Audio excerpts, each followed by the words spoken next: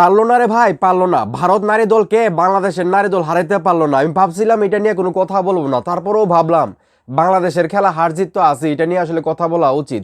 আপনারা সবাই জানেন আজকে কিন্তু সাফ চ্যাম্পিয়নশিপ অনূর্ধ্ব-19 নারী দলের ফাইনাল খেলা ছিল ভারতের বিপক্ষে, যেখানে বাংলাদেশ নারী দল 4টা গোল খাইছে ভাই, 4-0 গোলে ভারতের কাছে হাইরা গেছে। বাংলাদেশের প্রত্যেকটা মানুষ মানে যারা জানে ভারতের সঙ্গে আজকে নারী দলের খেলা, সবাই কিন্তু আশায় বুক বেঁধে বসেছিল যে আজকে হয়তো ভারতের বিপক্ষে জিতবে, আমরা সেটা নিয়ে আনন্দ করব। কিন্তু সেই আনন্দ করার পথটা কিন্তু আসলে নারী দল রাখে নাই, তারা 4-0 গোলে হাইরা গেছে।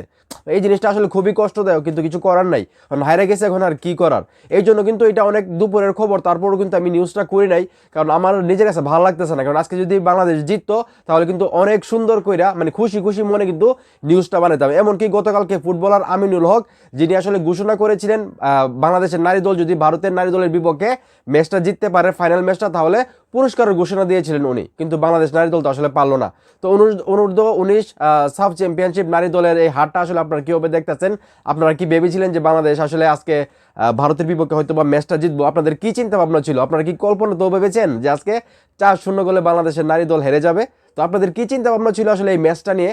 সেটা কমেন্টের মাধ্যমে জানাবেন। ভিডিওটা ভালো লাগলে অবশ্যই শেয়ার করবেন।